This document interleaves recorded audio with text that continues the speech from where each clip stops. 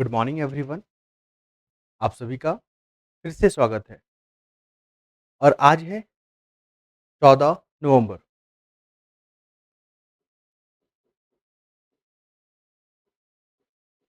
दो हजार पच्चीस। महत्वपूर्ण टॉपिक को यहाँ पर कवर करेंगे अकॉर्डिंग टू प्रीलिम्स, मेंस और आपके इंटरव्यू। कुल मिलाकर ये पीडीएफ या न्यूज़पेपर कह लीजिए, जनसत्ता न्यूज़पेपर क्यों इंपॉर्टेंट है, इसको लेकर सेपरेट वीडियो बना दिया गया है। जो द हिंदू पढ़ते हैं, जो इंडियन एक्सप्रेस पढ़ते हैं और जो जनसत्ता पढ़ते हैं, क्या तीनों में समानता है और क्या आपको जनसत्ता में अलग मिलेगा बाकी लोगों से। कुल मिलाकर जो है ना, ये जो जनसत्ता न्यूज़पेपर का जो कंटेंट होता है, आपको मैं बता देता हूँ। इससे जो है ना, आपको डायरेक्ट क्वेश्चन देखने को मिलेगा एग्जाम में। चाहे आप किसी भी पीसीएस की तैयारी कर रहे हो या यूपीएससी एग्जाम का तैयारी कर रहे हो, सब जगह आपको ये रिलेवेंट है ये टॉपिक। चलिए आइए फटाफट देखते हैं अपने टॉपिक को हम लोग देखते हैं यहाँ पे। सबसे पहला टॉपिक है ना, जो दिल्ली में जो बम ब्लास्ट हुआ, तो उसके पीछे जो है ना, कौन कौन लोग रिस्पॉन्सिबल है। एक नाम काफी ज्यादा चर्चा में आ रहा है, वो नाम है डॉक्टर उमर नबी। ठीक है, क्या नाम है इसका? जो आतंकवादी है उसका नाम है डॉक्टर उमर नबी। इसका हाथ है, ठीक है। और ये किन किन लोगों से जुड़ा हुआ है, इसका जो नेटवर्क है किन किन देश के साथ है, यहाँ तक तो जम्मू कश्मीर से लेकर दिल्ली तक, फिर आप देखोगे पाकिस्तान से लेकर टर्की तक अभी जांच चल रहा है। और ये सब चीज आपको देखने को मिलेगा कि जो आतंकवादी का जो नेटवर्क है, वो देश के साथ साथ विदेशों में भी यहाँ पर देखने को मिल रहा है।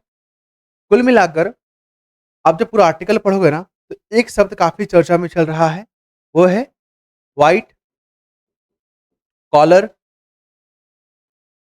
Terrorist module. कुल मिलाकर व्हाइट कॉलर टेररिस्ट मॉड्यूल क्या है उसके बारे में समझिए। ये देखिए, यहाँ पे कंटेंट आपके लिए यहाँ पे तैयार कर दिया गया है। व्हाइट कॉलर टेरर जो मॉड्यूल है, व्हाइट कॉलर टेरर मॉड्यूल, इसका मतलब क्या होता है? जो आतंकवादी है वो लोग जो है ना, डॉक्टर के भेस पे, ठीक है, डॉक्टर के रूप में या इंजीनियरिंग के रूप में, इंजीनियर के रूप में, या कह लीजिए प्रोफेसर, यूनिवर्सिटी के प्रोफेसर डीन के रूप में मौजूद हो गया है आजकल आतंकवादी। कुल मिलाकर जब आप जिस यूनिवर्सिटी में आप पढ़ रहे हो, या आप जिस स्कूल में पढ़ रहे हो, या आप जिस हॉस्पिटल में अपना इलाज कर रहे हो, वहां पर देखिएगा ना, इस प्रकार के आतंकवादी जो है ना, अपना गढ़ बनाते नजर आ रहे हैं।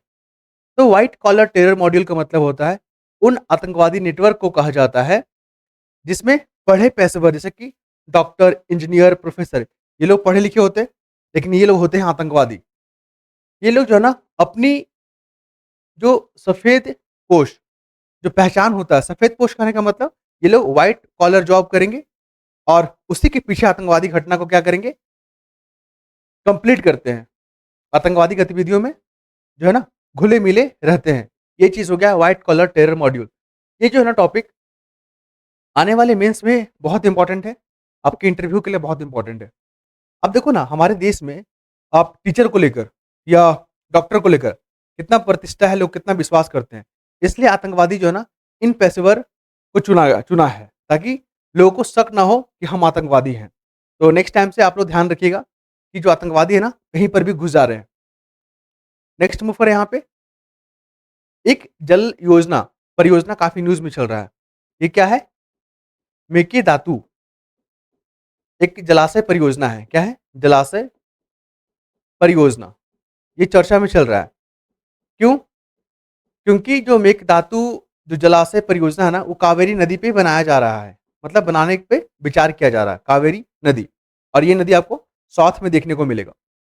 तो यहाँ पे मेकेदातु जो जलाशय परियोजना है ना, इसके निर्माण को लेकर आपत्ति है। किसको? तमिलनाडु सरकार को।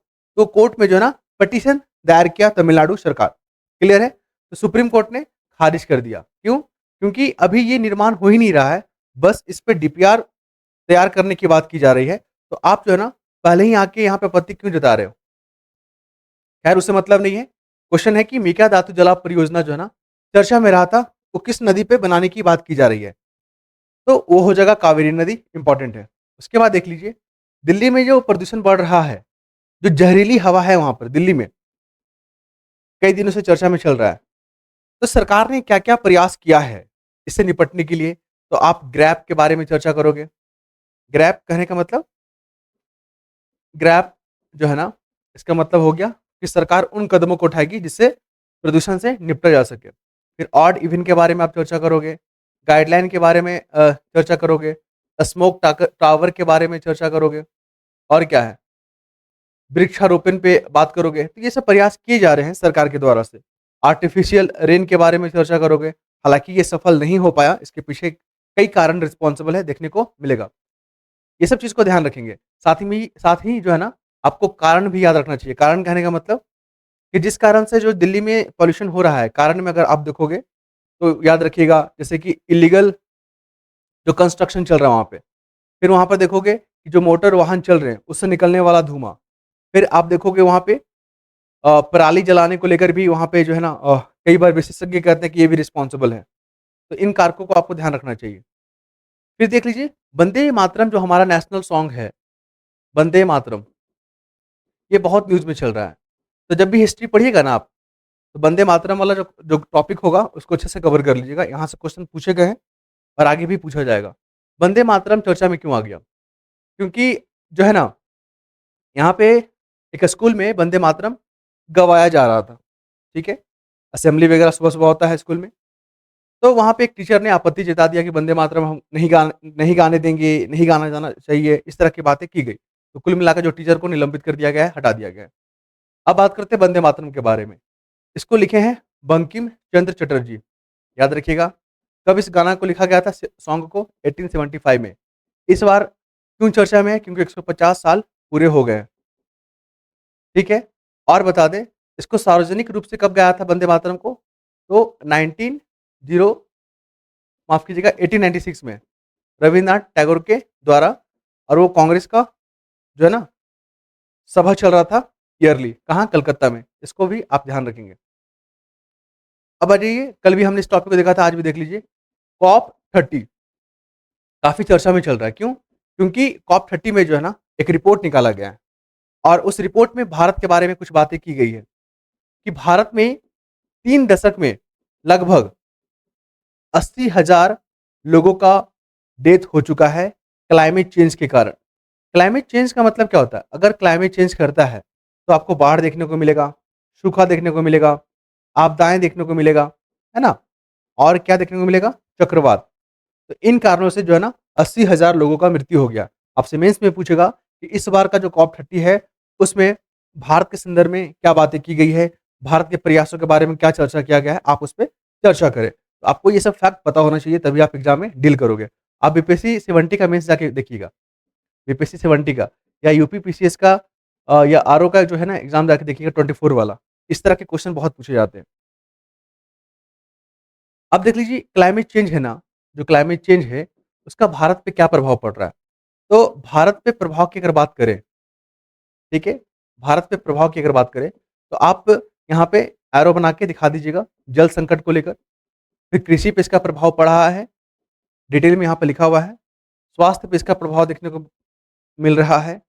जैव विविधता बायोडायवर्सिटी को लेकर यहाँ पे देखने को मिल रहा है। साथ ही जो है ना, आर्थिक जो नुकसान हुआ है, जैसे कि मान लीजिए बाढ़ आया, तो उससे हमारा इंफ्रास्ट्रक्चर नुकसान हुआ ना, जान-माल का नुकसान हुआ ना, वहाँ पे अरबों रुपया हमारा क्या हो गया? नुकसान हो गया। तो ये भारत पे प्रभाव है और मेंस में आपसे क्वेश्चन पूछेगा कि क्लाइमेट चेंज से आप क्या समझते हैं और भारत पे इसका इम्पैक्ट क्या पड़ रहा है? अब आइए यहाँ पे, बिहार में जो चुनाव हुआ, वो काफ़ी चर्चा में चल रहा है। बिहार में जो चुनाव हुआ ना, वो काफ़ी चर्चा में चल रहा है, क्यों? क्योंकि इस बार जो मतदान हुआ, लगभग 67% हुआ, जो कि बिहार के इतिहास में पहली बार है। तो जो भी बीपीएससी मेंस का तैयारी कर रहे हैं, प्रीलिम्स का, उनके लिए ये क्वेश्चन बहुत इंपॉर्टेंट है, या बिहार से जुड़ा हुआ जो भी एग्ज़ाम है, वो टॉपिक इंपॉर्टेंट है। आपसे क्वेश्चन पूछेगा कि बिहार में इस बार परसेंटेज कितना वोट हुआ? तो 67% के लगभग। ये इलेक्शन कमीशन का डाटा है। इसमें महिलाओं का जो है ना परसेंटेज बहुत ज़्यादा है। इसके पीछे क्या कारण है? मेंस में पूछेगा आपसे। तो महिलाओं में जो जागरूकता है ना, वो बढ़ा है।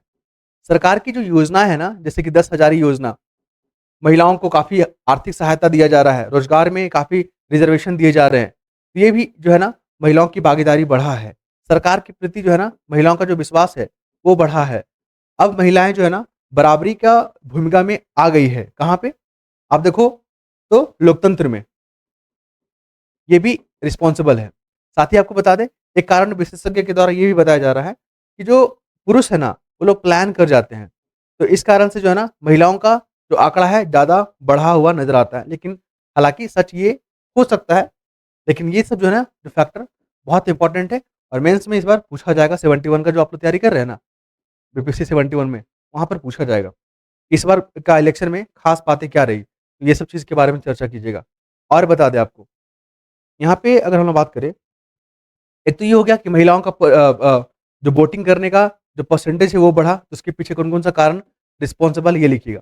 लेकिन टोटल अगर आप पूछेगा कि इस बार जो है ना परसेंटेज जो बढ़ा है उसके पीछे क्या कारण है? तो आपको बता दें, जो एसआईआर का जो मुद्दा है, जो विपक्ष बोला कि एसआईआर नहीं करने देंगे, एसआईआर जो है हमारे मतदाता को जो है ना उसको बाहर कर देगा, इस तरह का आरोप विपक्ष के द्वारा लगाया गया था। लेकिन एसआईआर का जो मोटिव है याद रखिएगा कि जो फर्जी वोटर है ना उसको बाहर किया गया है इस बार। जैसे कि रोहिंग्या लोग, बांग्लादेशी लोग जो है ना यहाँ पर आके बस गए, वो लोग अपना नाम को जो है ना मतदाता पहचान पत्र में दर्ज करवा लिए किसी भी तरह से। जितने फर्जी वोटर हैं उसको बाहर किया गया है। जैसे कि बिहार के भी वासी हैं, वो किन्हीं अन्य राज्यों में जाके बस गए हैं, तो वहाँ से इनको हटाया गया है, उनके नामों को। फिर यहाँ पर देखिएगा बहुत लोगों का डेथ हो गया था ना, तो उनको बाहर किया गया है। इस कारण से जो जो डाटा देखने को मिल रहा है 67% वो एक रियल डाटा है, यही कारण है इसके पीछे। नेक्स्ट मूव करें यहाँ पे, तो यहाँ पर बात किया गया है भारत का जो सेवा सेक्टर है, सेवा कहने का मतलब सर्विस सेक्टर, उसके बारे में बात किया गया है। अगर कुछ डाटा की बात करें, इसमें बताया गया है कि 2023-24 में जो है ना, भारत का जो एक्सपोर्ट था, सर्विस सेक्टर की अगर बात करें हम लोग, तो लगभग 387 अरब डॉलर था, ठीक है? लेकिन 2025-26 में ना, ये डाटा बढ़कर जो है ना, 475 अरब डॉलर होने का अनुमान है। तो ये बढ़ा कैसे? तो इसके पीछे कौन-कौन सा फैक्टर रिस्पॉन्सिबल यहाँ पर इस आर्टिकल में आप देखने को मिलेगा कि भारत सरकार ने जो संरचनात्मक सुधार किया है, संरचनात्मक जो सुधार किया है वो, साथ ही जो कौशल पे काम कर रहा है भारत सरकार वो, और भारत की जो नीतियाँ हैं वो रिस्पॉन्सिबल है। ये हो गया। अरे! कोई बात नहीं। उसके बाद यहाँ पर देखिए कि जो भारत के सामने क्या-क्या चैलेंजेज़ हैं। चैलेंजेज़ की अगर हम लोग बात करें ना, अगर यहाँ पे चुनौती की बात करें सेवा सेक्टर में, तो क्या-क्या चैलेंजेज़ है उसको देखिए। सर्कल बनाइए, यहाँ पे लिखिए। H1 जो बी वीज़ा है अमेरिका का, वो बहुत बड़ा चुनौती है। टैरिफ का मुद्दा आप देख रहे हो ना, वो बड़ा चुनौती है। दक्षता को लेकर भारत का जो प्रोडक्ट है ना, या भारत की जो पोटेंशियल है, उसमें कमी देखने को मिल रहा है।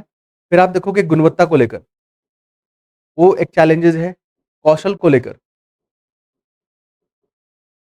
चैलेंजेज़ है। असंगठित जो क्षेत्र है, उसका इस्तेमाल भारत बढ़िया से नहीं कर पा रहा है एक्सपोर्ट में।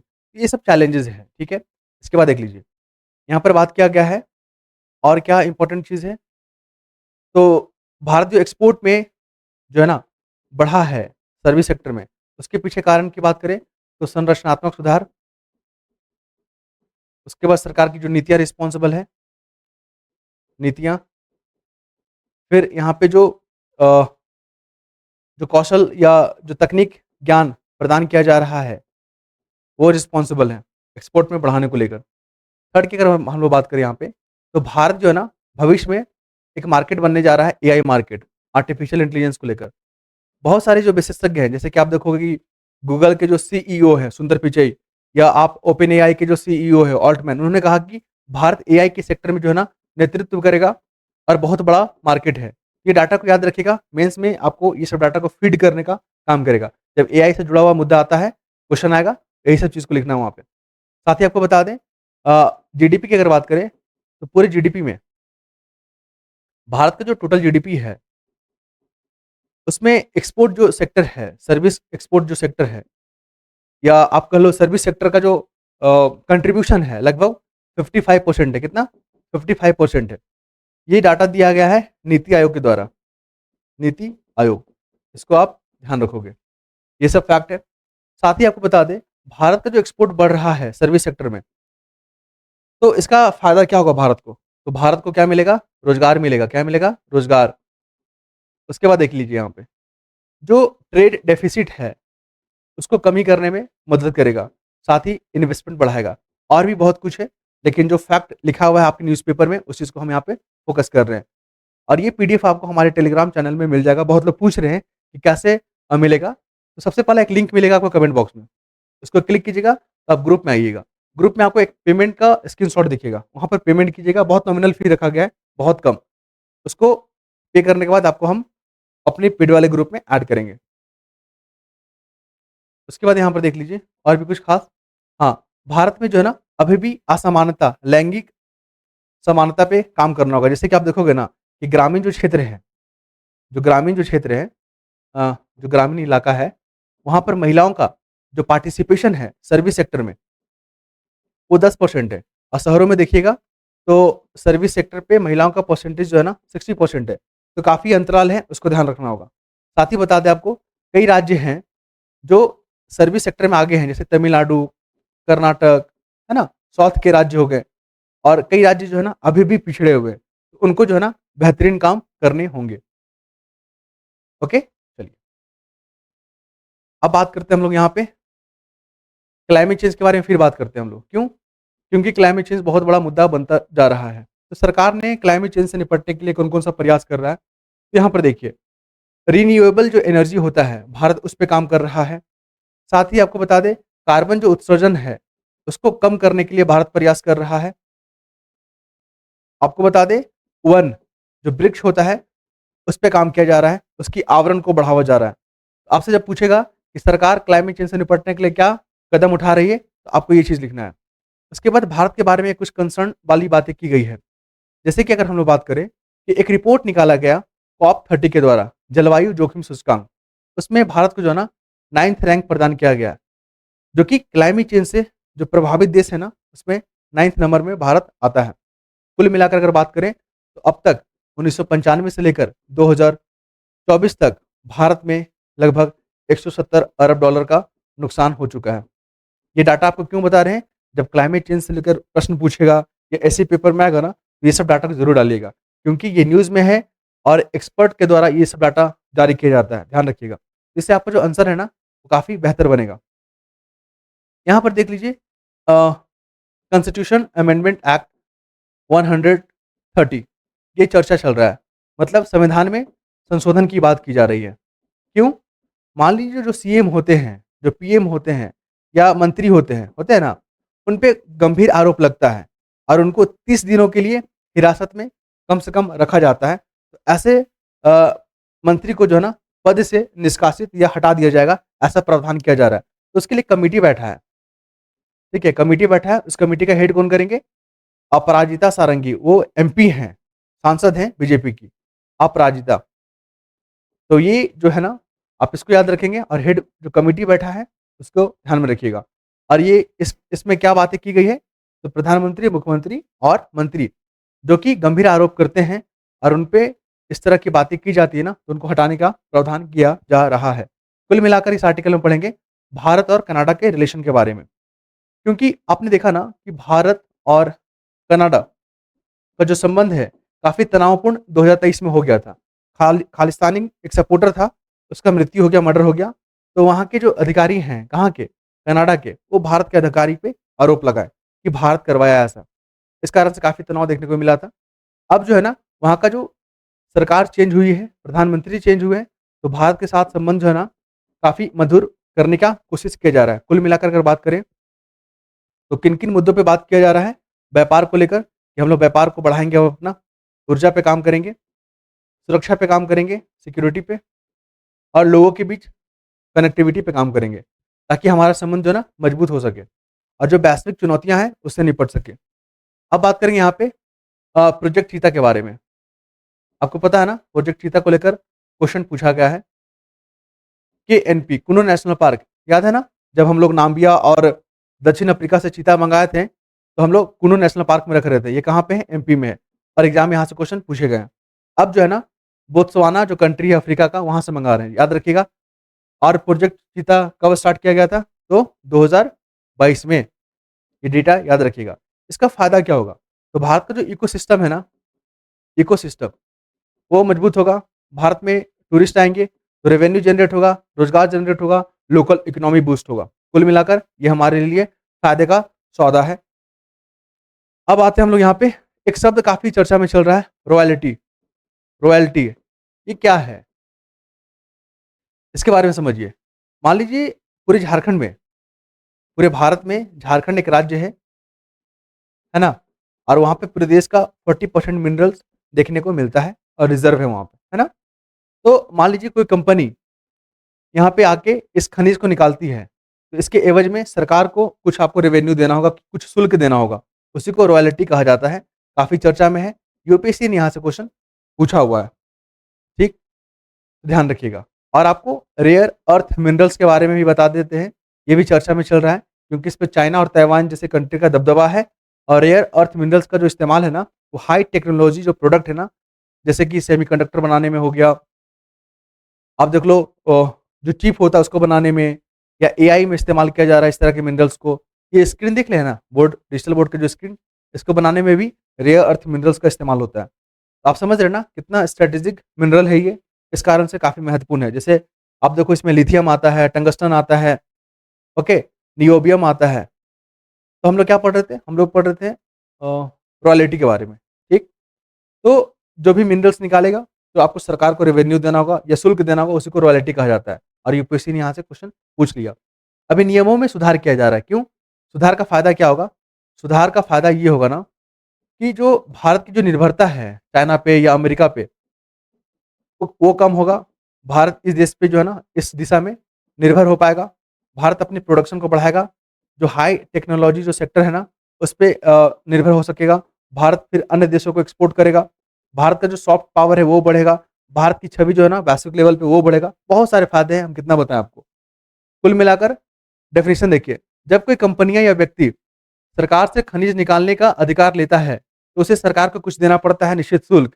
उसी को कहते हैं रॉयल्टी, ध्यान रखिएगा, इम्पोर्टेंट है। तो ये तमाम फैक्ट हमने डिस्कस किया, और अगर आपको अच्छा लगता है, तो आप चैनल से जुड़ सकते हैं। प्रोसेस क्या है, आपको बताते हैं। सबसे पहले आपको लिंक पे क्लिक करना है। लिंक कहाँ मिलेगा आपको? पीडीएफ लिंक लिखा होगा, ये हमारे कमेंट बॉक्स में देखने को मिलेगा, ठीक है? और वहाँ पे क्लिक कीजिएगा, तो एक ग्रुप आपको मिलेगा, ठीक है? नोटिफ़िकेशन करके और उसमें आप ऐड होंगे, तो आपको स्क्रीनशॉट मिलेगा, उस पे आपको पे करना है, नॉमिनल फ़ी वहाँ पे लिखा होगा, तब आपको हम ग्रुप में ऐड कर देंगे। क्लियर है? आई होप आप लोग समझ पा रहे होंगे। ओके, तो नेक्स्ट मुद्दे पे मिलते हैं हम लोग। धन्यवाद।